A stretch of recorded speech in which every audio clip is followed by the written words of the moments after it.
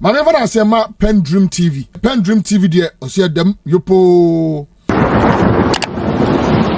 Good morning to you, my colleagues in the studio, and of course to our cherished viewers out.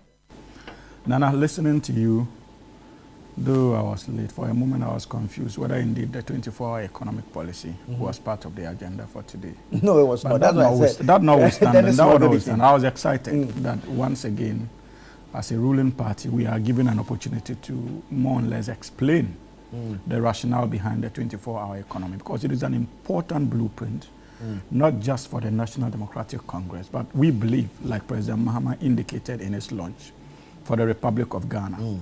And the call is on all of us to go beyond the normal partisanship that mostly characterize our policies intended for the benefit of the Republic of Ghana. And so I remember on another platform, I had cause to call on my brother, Miracles, not to color it with the usual politicization, but if they have any legitimate concerns in terms of even credible criticisms that they think that it is proper for them to bring to our attention, it can be done.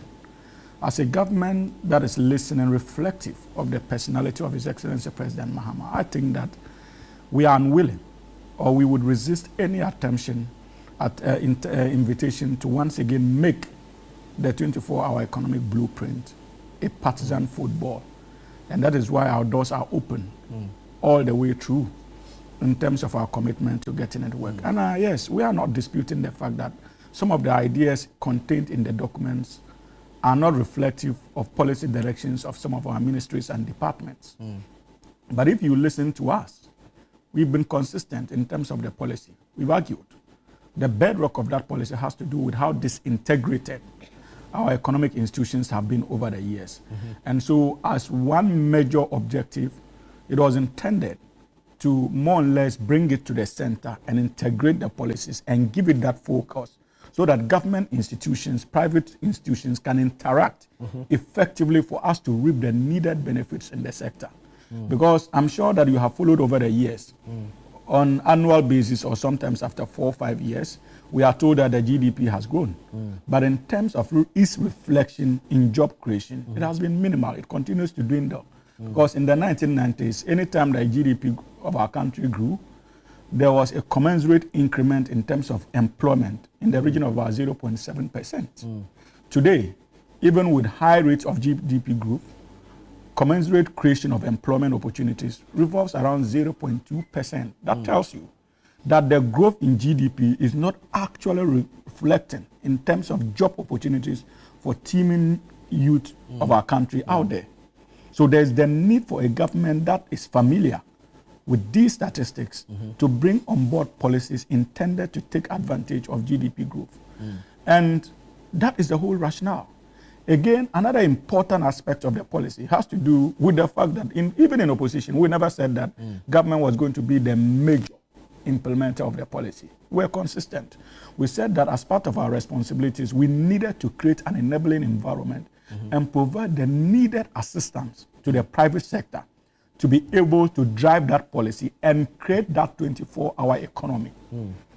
And where public institutions are better positioned to implement a 24-hour economy, the government of Ghana, spearheaded by the National Democratic Congress, would ensure that these public institutions are equally given the necessary support to implement same.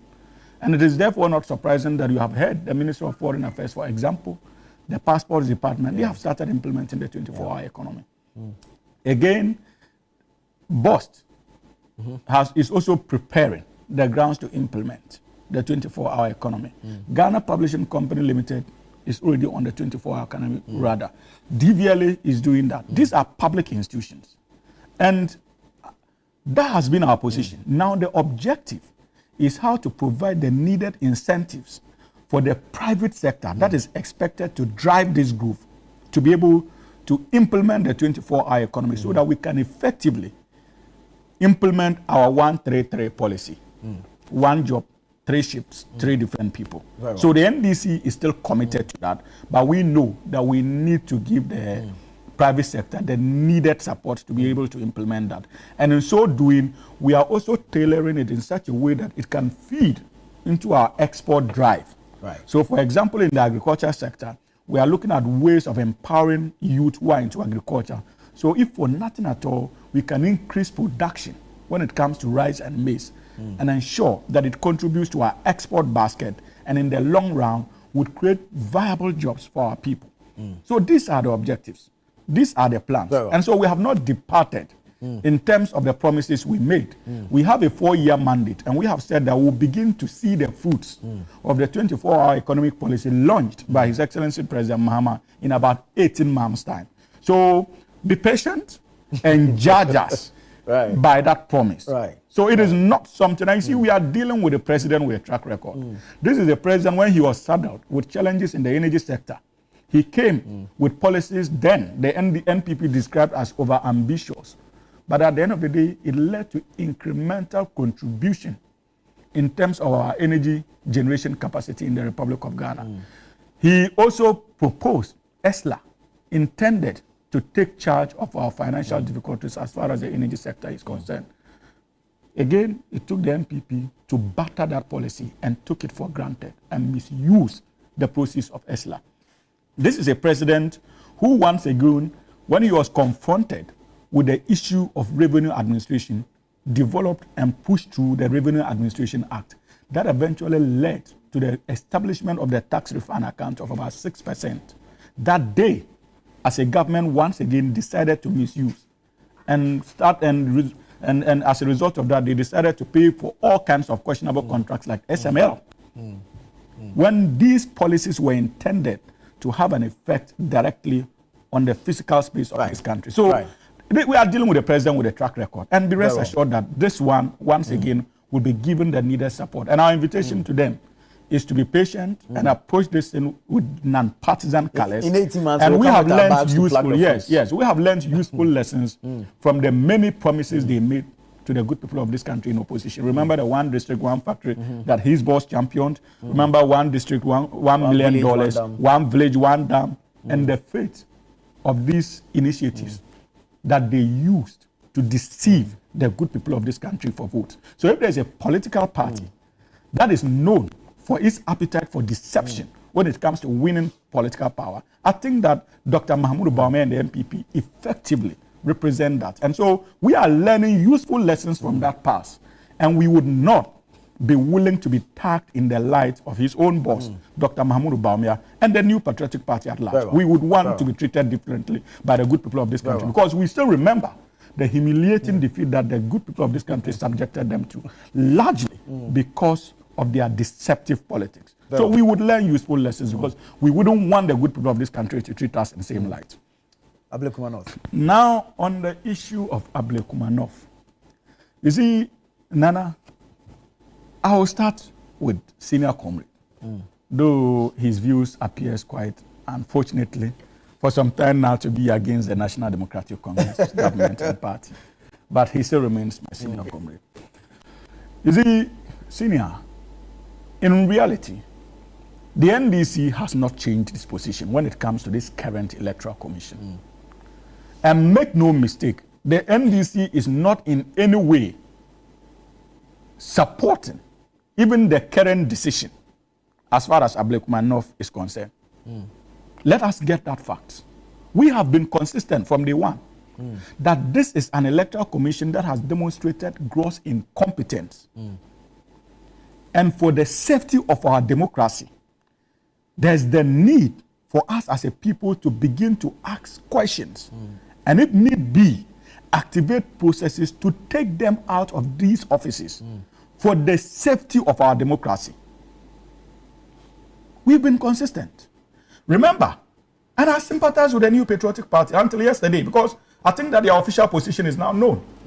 They have even indicated that they will be unwilling to defend the Electoral Commission against allegations leveled against it by our own national chairman, the National Democratic Congress. And that even if calls are being made for their removal, they will not defend, because they believe that indeed this Electoral Commission lacks principle. And that position was made very clear last night by their General Secretary, Justin Kodia. And so that is the official position of the new Patriotic Party. My brother Dennis here can decide to dance around as much as he wants. We have been communicated to as a republic by their general secretary when it comes to the position of the New Patriotic Party. And it's important. And but in truth, that is the reality. Yes. If you keep shifting posts, then it becomes difficult for anyone to defend. Yes, but that is the point I'm making, that finally the NPP has come to accept that this Electoral Commission is a serious danger to our democratic stability because of its lack of predictability and lack of principles. And there's the need for us to remove that canker before it consumes our democracy.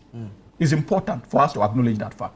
But you see, comrade, this is not the first time we have raised those concerns. Remember, even in the lead up to the 2020 elections, we had cause to complain about the conduct of Jean Mensa and her deputies. When we went into that election, the NDC, led by the then minority leader, Honorable Haruna Idrisu, had cause to lead our MPs to the Electoral Commission on the issue of Techiman Saf, calling for recollation. And we even demanded the statement of poll that was not given to us. So Techiman Saf also became a topical issue in this country because of the conduct of this Electoral Commission. Indeed, their political party, then in government, decided to take the minority caucus to court, led by Honorable Haruna Idrisi, for engaging in acts that they consider tantamount to breaching the Public Order Act, because they did not seek police permission before embarking on that march. Not recently, a tolerant and NDC administration, the same minority bench marched in the name of trying to get their Wontimi out of Yoko cells. Did you hear? The Attorney General said that he was going to take them to court for unlawful breach of the Public Order Act. That is the difference. Anyway, that is just by the way. Nana, so that is the Electoral Commission we are dealing with. It is this same Electoral Commission that for the first time since 1992 decided to prevent the people of Seoul from having representation for 4 good years in Parliament. And the NPP government then found it acceptable. To them, there was absolutely nothing wrong with it. Even when civil society organizations like Imani started raising red flags about that decision and began questioning the competence of Jean Mensa and her 2 deputies, they were quiet. The NDC had cause to provide legal assistance in that regard, just to ensure that our people had access to representation. Irrespective of the political party, those people were going to vote for. We didn't care. It was about the survival and defense of the 1992 Constitution and our democracy. Again, it is the action of this same electoral code, it was their actions that led to military men besieging Parliament. Remember? Unprecedented. Because of how they organized and held then 2020 general election. That level of incompetence threatened our democratic stability to a point that we had military officers besieging Parliament for the first time. Because of the confusion their conduct brought to state institutions. So this is not the first time we are talking about rerun of polling stations or constituencies. Fast forward, 2024. In fact, before the 2024 general elections, the NDC had cause to raise concerns about the auditing of the electoral register. They shut this down. They decided not to listen. We raised many concerns about the 2024 general elections. They failed to listen. But being compliant in terms of democratic principles, we did not boycott the 2024 general elections, Nana. Regardless of the concerns we had, we participated in that election and ensured that we activated internal processes to protect the sanctity of the votes of the good people of this country. So, if you look at what is happening in Ablekuma North, it is not as if the NDC is happy with the Electoral Commission. Let us not create that impression. Because from day one, we were consistent that that election had been won by the NDC's candidate. They decided to play around with the pink sheets. It had nothing to do with NDC people vandalizing pink sheets. Indeed, we fought against the pink sheets the NPP was trying to introduce into the system. That was what we fought against. And told them to take it away because they are not mandated in law to organize elections and declare results for us. Right. So we refused to accept those petitions, those pink sheets. And we've got our people to prevent them entry to the coalition center with those pink sheets. The constituency of what is the name Aboagyi. And so Aboagyi. In Aboagyi. Didn't we have a similar challenge? Hasn't the NDC accepted the declaration of the EC? Remember, and he's talking about threats. This is the gentleman, Aboagyi, who only did not threaten the Electoral Commission, but the entirety of the Republic of Ghana when he called on His Excellency Nana Addo Dankwa Akufo-Addo not to hand over power to the National Democratic Congress because of the challenges associated with the declaration of parliamentary results. You remember that call? He invited a sitting president of the Republic of Ghana, the NPP, to disregard our constitution simply because they had challenges with electoral processes in terms of parliamentary seats. That tells you the danger the EC's incompetence poses to our democratic stability. And that is why I made that point from the word go. So, Nana, these are the facts. And he's talking about threats. If indeed what our national chairman said constitute a threat to Jean Mensa, and based on which he has decided to make a U-turn, then Dennis is rather providing more ammunition why they should be sacked or removed from office. Are you because I would not be happy to have an electoral commission who can be threatened to change her position because of the utterances of national chairman of a ruling party. We all witnessed the era of Dr. Afarijan. No political party worth his salt could threaten Dr. Afarijan to do things that he felt was not proper in terms of declaration of results. So if Jean Mensa doesn't have that courage, and truly General Asedu is empowered enough to threaten her, for her to bow to that threat, then she should not be allowed to hold that position. And finally, yes, I'll do. Are you owner of the city breakfast show? Owner of the city breakfast show. 30 minutes. You almost forgot that it was a panel. It's not a one-on-one. But you spoke more than that. No, 30 minutes. You started at 7:47. It's 8:12. 30 minutes. Now you are the moderator of the show. Last now You see, Nana, see, but finally, so Dennis, agree with us. When it comes to declarations, a threat, if indeed truly, I'm not disputing that, if indeed what the chairman said constitutes a threat that she has bowed to, it is the more reason why we cannot continue to have such people sitting there. And when you talk about the removal of security, it is not true that the security of the Jean Mensa has been withdrawn. Remember from day one, again in opposition, the NDC raised questions as to why an electoral commissioner would be protected by military officers when the police were mandated to do so. Wrap up on this. So what has happened is that they have withdrawn the military detail and replaced same with police details. You did same to the Speaker of Parliament, Right Honorable Alban Bagui. Have you forgotten? In fulfillment of that particular principle. So it is not true that her security has been withdrawn, but I believe, and I now agree, and I'm happy that the General Secretary Justin Kodua agrees that these guys must go for the safety of our democracy. Thank you.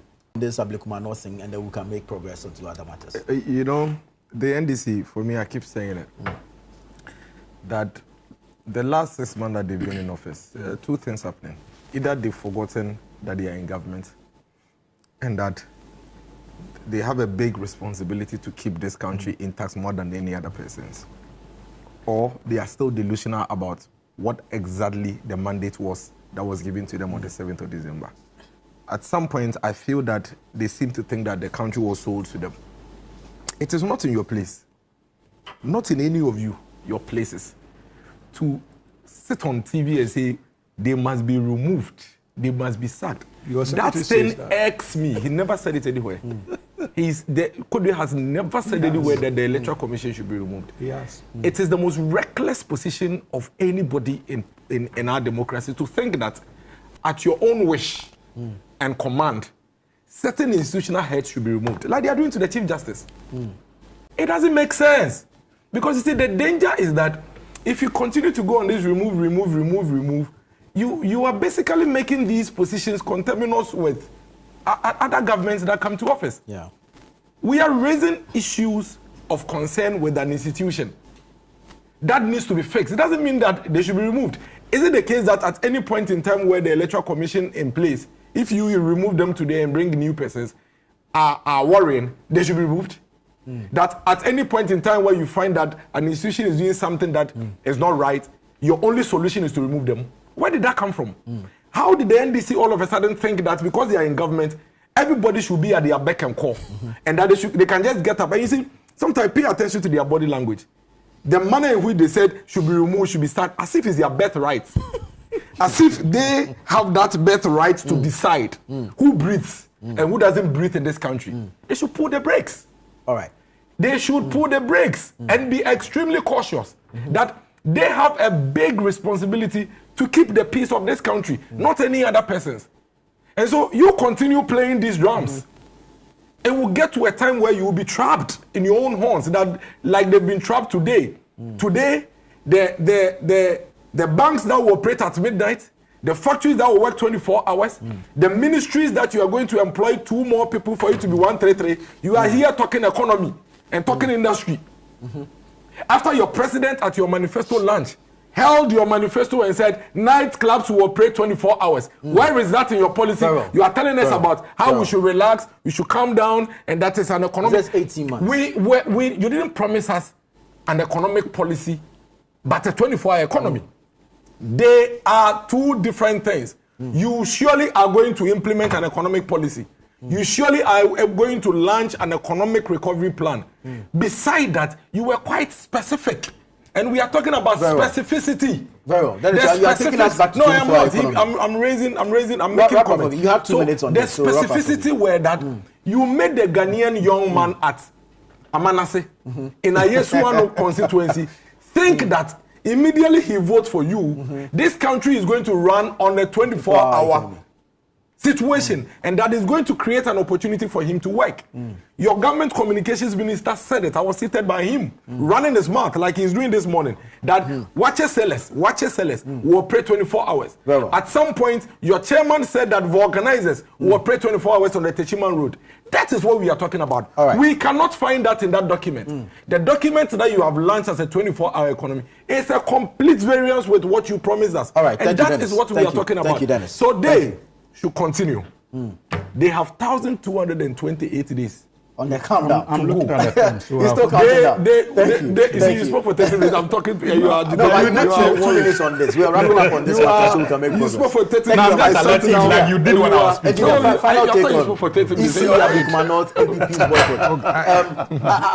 I don't know what the law says, but what are the options available to the EC now if the NPP boycotts this particular exercise? Can they then go ahead and make a declaration based on what they have, or they still have to go ahead with the exercise? Well, I'm not too sure about the legal position, but based on what events that have happened in the past, if a party decides to boycott an election, then the other party, or if their members go and vote, then the results will be declared.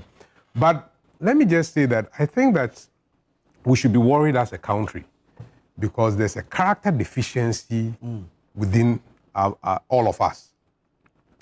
If you listen to Jean Mensah when she was at IEA, and you see Jean Mensah's conduct today, as EC boss, it is worrying. And I'm just looking at all of us as citizens, that when we are appointed into positions, we should understand the job that we are supposed to do and the character that we need to bring to that job. Because clearly, it's sad. Look, a lot of people, I mean, let's talk about offices that have assured terms of office. Supreme Court justices, EC boss, who else can I think about? But these are people who, when they are appointed into office, to get them out of those offices requires that you go through a very tedious process. So when they get into that office, all of us as Ghanaians, if anybody gets appointed into such positions, they need to sit back and reflect and see what is my duty to the nation. Because you are guaranteed a certain term of so long as you conduct yourself properly. And I think that these are the things that all of us must begin to think about. That what happened to Jean Mensah? Why the sudden ups and downs? Why the inconsistencies? So it is not just saying that maybe she's affiliated to the NPP, but let us all look at it as when we as Ghanaians get appointed into offices, what do we need to do to deliver to the nation? We need to begin to do that kind of self-introspection and say, look, when we are appointed, let us understand the role we have been assigned to, and let us do all that it needs to ensure that we deliver to the people of this country. Because it's sad to see the things that have gone on in the last 8 years. It's worrying. And I think that all of us as Ghanaians should begin to do some introspection and ask, if I get appointed, how would I hold myself? What would I do to improve the democracy that we have accepted onto ourselves? And how do we ensure that we do our jobs without some of these lapses that we have clearly seen? Vero, Hamza, final take on this Ablekuma North issue. Really, Nana, I think that my brother is obsessed with the 24-hour economic policy. He keeps going back to it. And that is exciting because he keeps going back to it. And for me, like I still stand with by my initial advice to him and the New Patriotic Party that we are not a political party that would dismiss any concerns that they raise in terms of the policy. Our doors are open. The government is more than willing to engage. So we would not treat their concerns lightly. We will listen to them and factor in many of the concerns that they are raising to see how we can. You promised. I was quiet. You don't like this. You were not quiet. I was adding this. I did. Dennis, please. Now, you promised. What concern? now, so be rest assured. But in terms of the promise to the good people of this country that we would roll out a policy in such a way to support the private sector to be able to create more jobs, the 133 policy, this government is still very, very, very committed to that policy. And so that is why, like I indicated, it has started playing out in many other public institutions. And I can assure you that recruitments are ongoing in most of them. I know as a matter of fact that NPA has done some recruitment, gearing up towards the implementation of the 24-hour economy. BOST has done same. And by next year, when there's that physical space, remember that this is an austere year. There's the need for us to get a handle on our physical disciplinary measures. So this year is not really that free, but by next year, we'll begin to see a proper picture of how the implementation is rolling out when it comes to the 133 policy. So we are committed. Like I indicated, we have learned useful lessons from the many promises they made to win political power in 2016. You are in power now. And Forget so we will about not repeat those mistakes. Ghanaian people should be assured that we will not repeat those mistakes. Because if there's a political party that is noted, please, if there's a political party that is noted for being a scam, and a flag bearer being a scam, gives him 30 seconds. Is the New Patriotic Party and his own boss who deceived the good people of this country about one district, you are in government now. One dam, one factor, $1 million per constituency. Oh, Dennis. So now to the Ablekuma North constituency. You know, he's not comfortable with the facts. So allow him to. Are you complaining? Ablekuma North constituency. You see, I think that we've said it all. Dennis can decide to pretend that he did not hear his general secretary. He was asked a direct question. So, do you agree with the call of the national chairman of the New National Democratic Congress to reset the EC by getting the commissioners out? Are you sure? Yes. Are you quoting? On Joy. Are you quoting? I am. He said this way on Joy. Yes, then he said that it is difficult to disagree and that they lack principle. And they asked him a direct question because he was dancing around. So, would you defend them if such a call is made? Then he said, no. Such people who lack principle do not require his... Is that what he said? Yeah. Go and listen to them. Are you quoting? I want to be sure. But of course, I cannot quote everything verbatim. So you're not quoting him? Unlike you, I will be very honest. Don't worry about me. I'm quoting certain aspects. It's okay. Are you quoting him? Are you the host of the program? I'm just asking. Allow me because he's referencing my general secretary. Are you the spokesperson of the general secretary? I am. So I think we can all verify. We can all go ahead. No, and he's verify lying. this. Actually, No, but that's the truth. I respect myself so well not to. No, he didn't. He didn't. Because he was. The video is still. No, you say I didn't watch. You didn't because you wouldn't But be you watched? spinning it. I did. But I didn't watch. No, you didn't. Because you be spinning it. You see, you can put the video and play for everybody to hear. That's fine. That's fine. That's You fine. can pull it. It's on their No, he's lying. Facebook The page. General Secretary didn't say that. Then it's fine. Let him wrap up. He can decide to say whatever he wants to say. The official position of the New Patriotic Party is that they agree with the NDC now that these commissioners lack principle. And remember, there were those who appointed partisan apparatchiks there. One of them, being a Tescon patron of the New Patriotic Party, was appointed as a deputy commissioner. So what do you expect? What do you expect from such a commission that is partisan in nature? So I'm happy that they have seen the word and they are beginning to respect the word. Let us join forces together as political parties, because one of our core responsibilities is the protection of our democracy. Let us join forces together and ensure that we hold these guys accountable, and if need be, they be taken out of office. When it comes to the calls being made by the National Democratic Congress, we will continue to make the calls for us to reset that institution, but that decision does not lie in the hands of the party. It lies solely in the hands of the government. If at the end of the day, the government takes a decision that our position is not tenable on account of many other considerations, I'm pretty much sure that irrespective of our disagreements, we would respect the decision of the government of the day. But until that is done, we are still consistent in terms of our cause to have them taken out of office. He is talking about removal. The NDC, since assumption of office, has not removed any state institution head. They removed Charlotte Osei, so they are still on the record. There may be processes initiated by the people of this country Which people are not in the form of petitions, not the National Democratic Congress. That seeks to remove from office the chief justice. But as we speak today, Which people of this country? this government has not removed any head of state institution. Which people of this country? And that was the reason why we cautioned them when they were removing Charlotte Osei. What didn't we tell them? That they were setting a dangerous precedent, a precedent that they will come to regret. And that is playing out now. Of course. I'm sure that is what has motivated. I'm sure that is what has motivated Ghanaians to begin to file the number of petitions they are filing to get them out of office. This is the news segment on Breakfast Daily. Stay with us. We'll be right back. When we come back, we'll go into the matter of the Black Volta Gold Project. Stay with us. Grateful that you stayed on with us. This is Breakfast Daily here on Channel 1 Television. We're having the news review segment. Hamza is here. Dennis Miracles Aboagyi also here. And engineer Kosidede also here. The show is interactive. Send us your thoughts, your comments, and your suggestions via the WhatsApp number. And of course, you can comment on our live streaming on YouTube, on X, and on Facebook. Now, there's a developing issue, a controversy surrounding the Black Volta Gold project. There was a signing ceremony, which we understand is a facility secured by engineers and planners.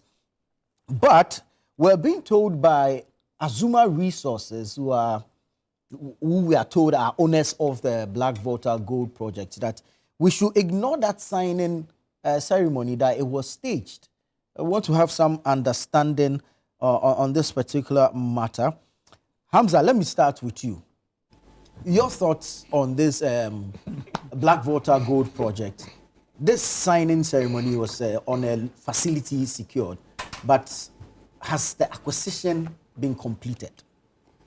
You see, I'm even surprised why we are having a discussion on this matter.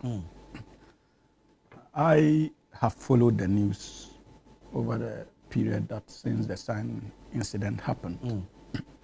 And it is clear that usual with the corporate field, what is playing out as far as the purported misunderstanding is concerned has to do with corporate politics.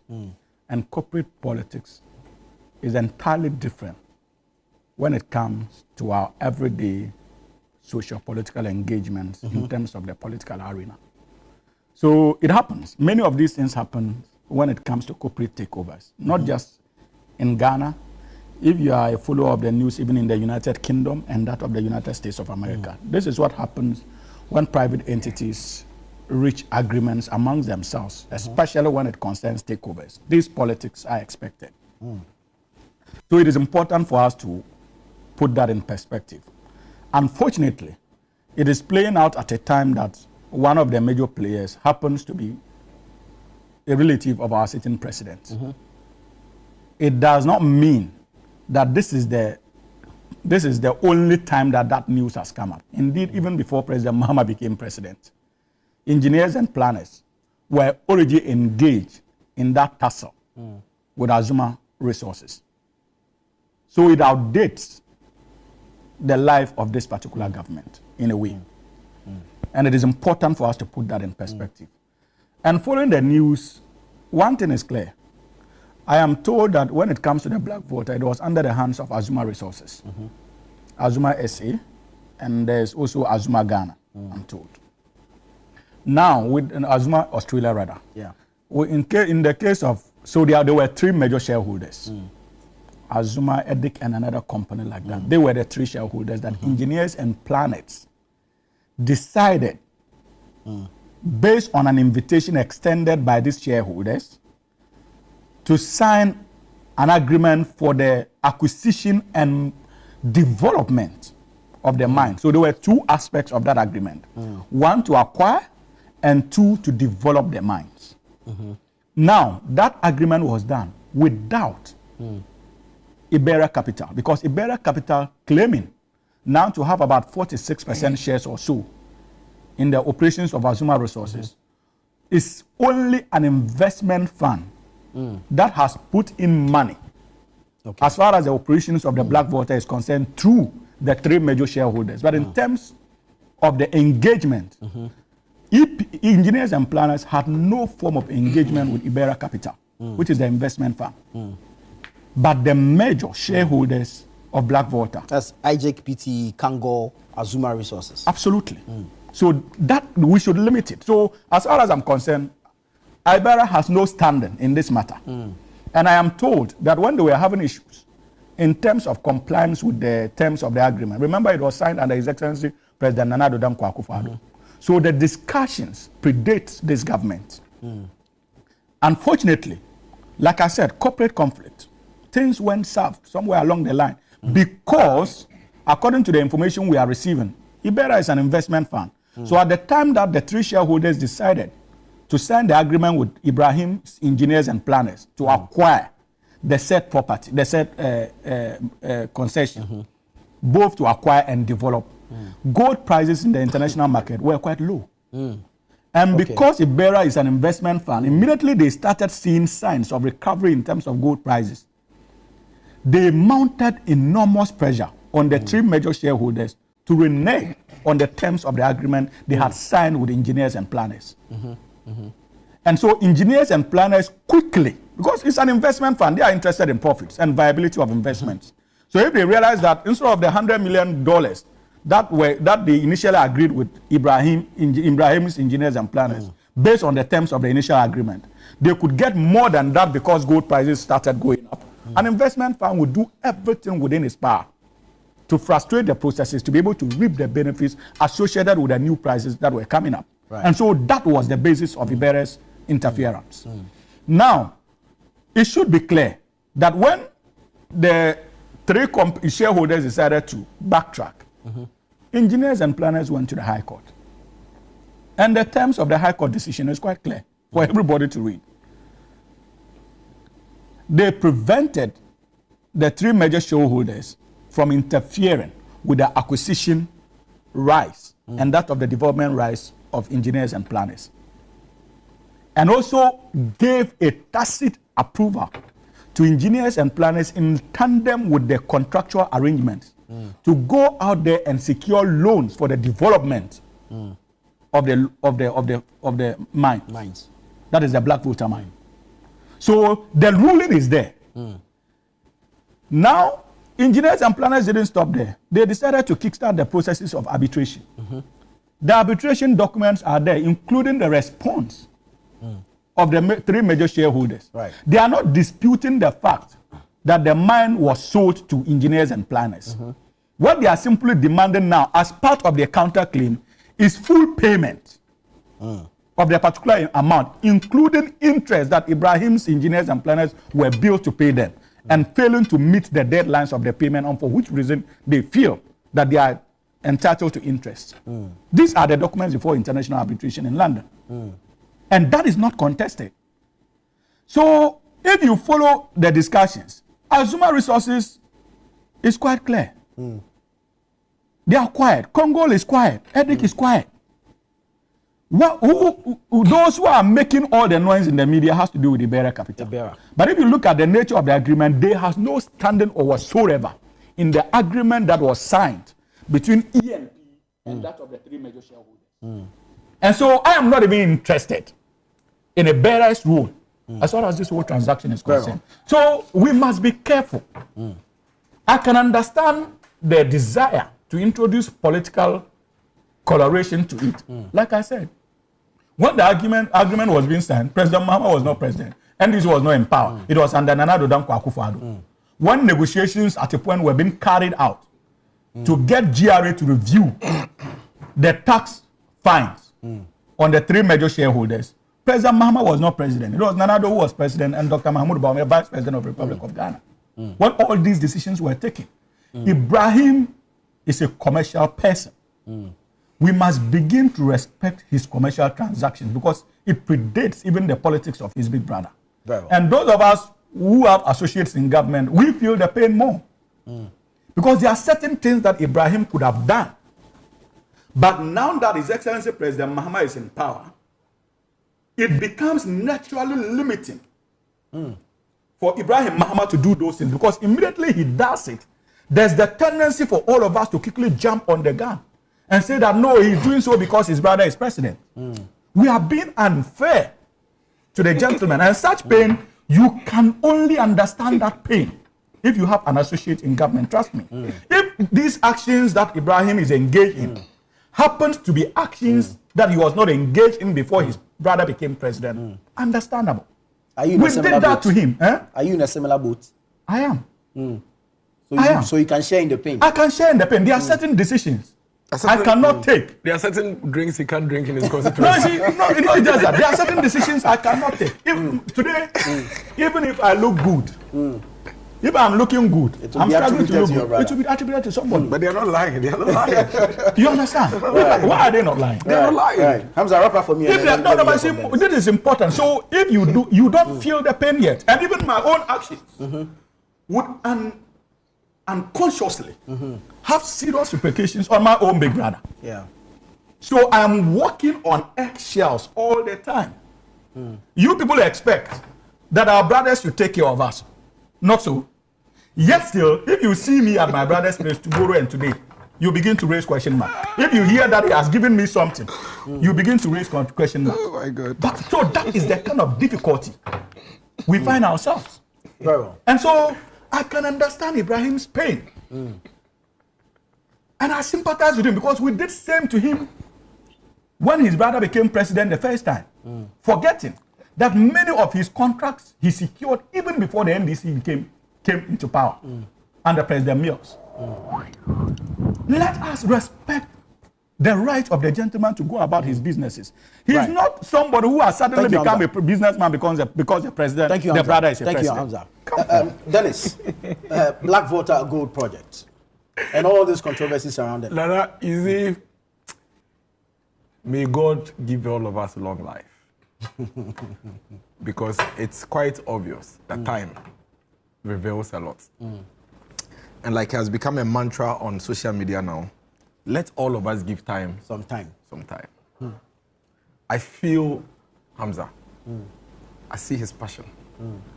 I can see in his eyes the pain. But I also see hypocrisy. I also see inconsistencies. I also see pretense. Why do I say that? This morning, wherever Nana Beditu Asante is, may God keep him for us. This morning, wherever Gabi Asare Ochredako is, may God keep him for us. This morning, any Ghanaian that is called Oforiata, it may not even come from Chebi. Any Ghanaian that is called Adodankwa, it may not come from Ekropon. May God protect them for us. These people, These people have basically been trapped in their own horns, in their own words. These people are basically dancing to the same tune that they played in this country, that they allowed innocent people to dance to. They are dancing to it. To the extent that at some point in this country, when Nana Bedi Asante went to the UN and fell ill, some of the people in his party were excited and expressing happiness on social media. Why? Because his family member was president. Long before Akufo-Addo became president, everybody knew Nana Bedi Asante in this country. Long before the president became, the Akufo-Addo became president. Everybody knew him. But all of a sudden, Nana Addo Akufo-Addo from Chebi becomes president, and nobody in this country from Chebi should even breathe. Woe betides you and have a surname of Oriata or Akufo-Addo or Dankwa or Addo in this country. You are Akufo-Addo's relative. Madame Sophia Akufu, who is not related to Nana Addo Akufo-Addo, was placed on a flyer that is Akufo-Addo's family member.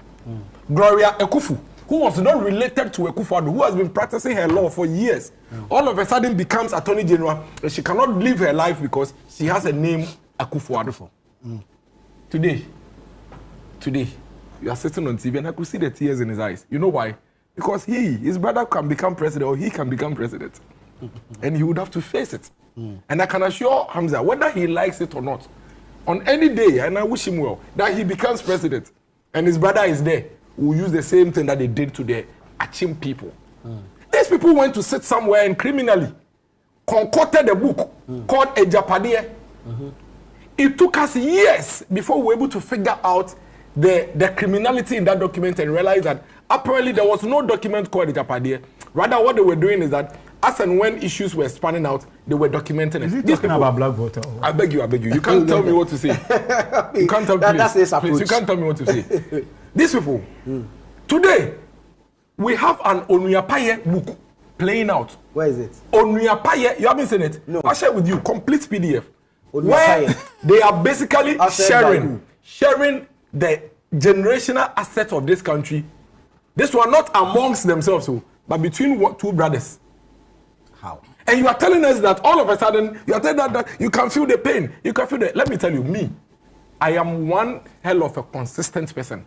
And I disagree completely with anybody that tries to drag Ibrahim Mahama or drag Gabi Asarache Dako or drag Asante Bedi simply because their family members became president. I disagree. I can give you the differences. But, no, you see... I can give you the differences. We can all give differences. So give it. Because, for example, the differences we can all give is that you may be a businessman, but you never owned the black voter. You may be a businessman, but you never owned our bauxite. So stop it. Stop it. The fact that you're a businessman doesn't mean that all of a sudden your brother becomes president and within 6 months you are getting access to our gold, our bauxite. I don't want to go into some of the details. So you shouldn't even bring himself. You guys brought this upon you. You have brought this upon you. What businesses we kept telling you. We kept telling you. Do you know? Do you think that I will accept an appointment? Go to Accra. Go to the you think that I will accept an appointment for my brother's office? The president's family. I would accept an appointment. If my brother is coming together and I'm giving you an appointment, you think I will accept it? As a matter of principle. Can you stop this? The president's families appointed stores in this country. But yeah, man and co. You guys call as President Mama appointed his family members around himself. I would prefer a president who simply gives an appointment in his office to his relative than a president that wears our gold to his brother alone. He should tell us the role of President Mama in this transaction. Can you stop it? Can you stop it? Can you stop it? No, but I will allow him to lie. You had the opportunity. Allow him to He should tell us the role of President Mama in this transaction. If he says that President Mama has willed our gold to Ibrahim, he should tell us. Okay, Hamza, let me tell him something. Let me see, we are not fools in this country, excuse my language. And I'll tell him. That's why I keep telling him that he should slow down. We were in this country. 6 months into office, you appointed the finance minister. 2 months or so after appointing the finance minister, you get the finance minister to become the governor, the chairman of the same bank, ECOWAS Bank of Development. Now the bank that your finance minister appointee is chairman of, a week later gives out $100 million to your brother. the president's brother. Remember, the president's finance minister appointee is the chairman of the board. But is it the president Hold on on, the board? hold on. Exactly. Your reasoning is very jaundiced and problematic. And you shouldn't do that. Hold on. Allow me to do this. Was the finance minister appointed by President Mahama as chairman of the ECOWAS board? Relax. And you think that ECOWAS as such an institution You've had your turn. is susceptible to that kind of influence? Let's not do this. That an individual chairman will direct the institution as what to do. That's enough. Thank you. That's enough. Dennis, Come on. Can I speak now without I don't know if there is any proof that President Mahama appointed. You do your own 100% appraisal onto of the board. facts. I am sharing the facts. The fact is that the president's appointee, who is the finance minister, becomes the chairman of the ECOWAS Bank. Weeks later, the ECOWAS Bank grants $100 million to the president's brother to go and take over a gold concession that he has been fighting for months and have not been able to pay. All of a sudden, his brother becomes president, and all of a sudden, he has access to $100 million from the ECOWAS Bank that is chaired by the finance minister. Like I keep telling you, I am happy. It's Ghanaian owned. You're going to employ people. But you see, this conversation is only coming up because of what he is doing. You can't pick and choose what favors you. You can't decide that one president can grant our gold to his brother and another one cannot grant an appointment to. Is it a fact? Why are you doing this? But you should ask him. Is it a fact? Allow me to moderate. Why are you doing this? Which president Why are you doing to this? his brother? Why are you doing this? Which president? Hamza, please. Why are you doing this? The accusations. Are you able to establish that the president will the accusations that they made No, answer to the question. to another Danko Ekufuado. So it's your Were they turn to able make to? same But I've made that accusations. point. Haven't I made that fundamental point from the initial point that I'm So not you're a subscriber. I'm not a subscriber to this kind of ugly noise. But they are simply testing the dose of their own medicine, and they can't tell us to shut up. Very well. Because hold on. He interjected interjected me. Very well. As we speak this morning, in a that is minute. not wait for the bauxite ones. There's You no wait. comment. Wait for the bauxite ones. Today, this government, the president, has basically centered and concentrated everything gold in one bosom. They are playing chess game. They are playing chess game with our future. Everybody, you cannot even own your own gold. It's a crime for now to even decide I'm holding gold and I'm giving it to engineer. He gives you 1 cedi for it. But that's a trade, and you need a license to trade. But wait. I am telling you, I'm giving you facts. How you appraise the fact is your business. Goodness. But I'm giving you facts. You see, so today you are sitting on TV, all agitated, telling us about how somebody is a businessman, somebody is this. The others were sweeping the floor before their brother became president. The others, they were eating from the gutters before the Danko Ekufuado became president. It is painful. You know what is really painful? What is really painful is a bunch of people who believe that they should be treated specially. Look at what these guys did to Gabi Ochedako. Look at what these guys did to Nana Bedi Etu Asante. Imagine, close your eyes for 30 knew seconds. them before power. Hamza, please. We don't know Ibrahim Mahama. Yes, we all We don't know Ibrahim Dennis, Mahama. Who wrap up issued for that me, check to wrap up Merchant for Bank? We don't know Ibrahim Dennis, Mahama. wrap up for We me. don't know Wrap Ibrahim. up, Did wrap up. Ibrahim Mahama have? He's Wrap a up the black businessman. Volta. He's a businessman. Did he have access to our gold? Did he have access to our bauxite before his brother became president? Stop that. Was I he have told you operating in that that. sector? I have told you that. Didn't he have concessions in this country? Hold on. Let's advise. Even under President Let him Kufuor, land. your own president. Hamza, What are you please. talking about? Dennis, wrap up. but for you me. should advise This. Let's Hamza, advise Hamza, Hamza. Let's Hamza, advise please. Hamza. Please. Let's You advise shouldn't. Hamza that this country, not all of us are stupid. Not all of us in this country. You are comparing Ibrahim Mahama. Not all of and us in that's this country what's the name? are stupid. Stop it. Today, it is your government, it is your president. So you are choosing and selecting. I am saying that I pray and hope and wish Ibrahim Mahama is able to have access to this black voter concession. I want it to be owned by him so that people can get jobs to do. I am only saying that. That's why the ownership and it's started under an you. advice to him.